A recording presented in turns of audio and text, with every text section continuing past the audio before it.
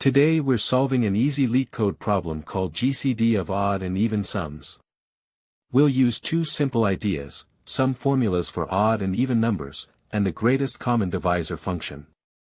By the end you'll see this problem hides a really elegant shortcut. Think of odd and even numbers like two separate lines of people, one always one step ahead of the other.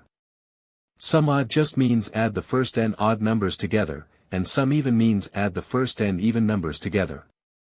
Nothing fancy yet, just addition.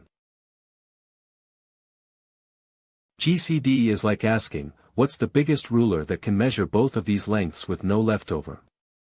If you have a rope of 16 units and one of 20 units, the biggest ruler that measures both perfectly is 4 units.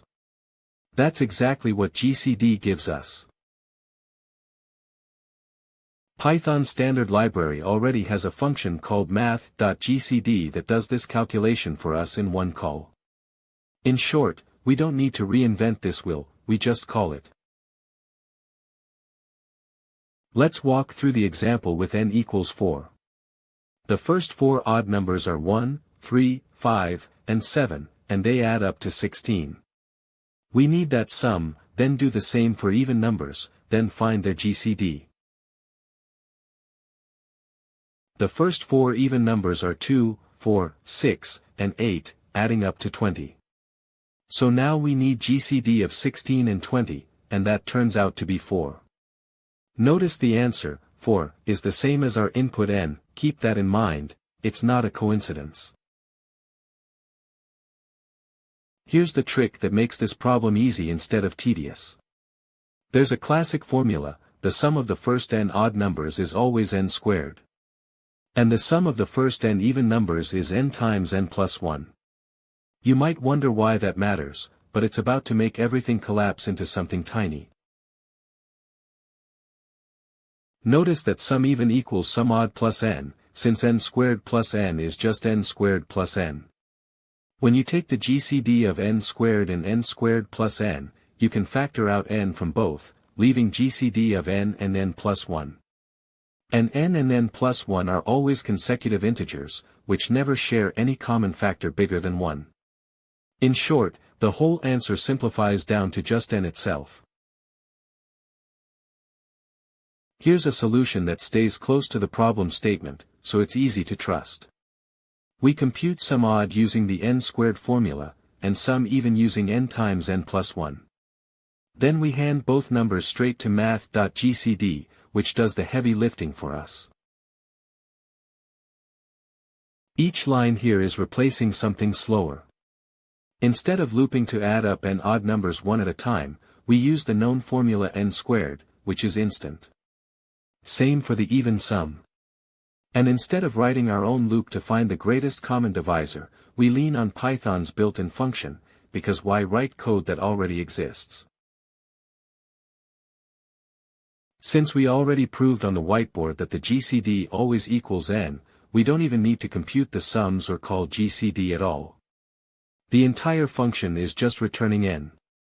This is the fastest possible solution, because we did the thinking up front instead of at runtime. If you didn't spot the formula trick, you could still solve this by literally looping through the first n odd and even numbers and adding them up, then running Euclid's algorithm yourself with a while loop. It works, and it's a good exercise for understanding what math.gcd does under the hood. But it's doing a lot of unnecessary work compared to what we found.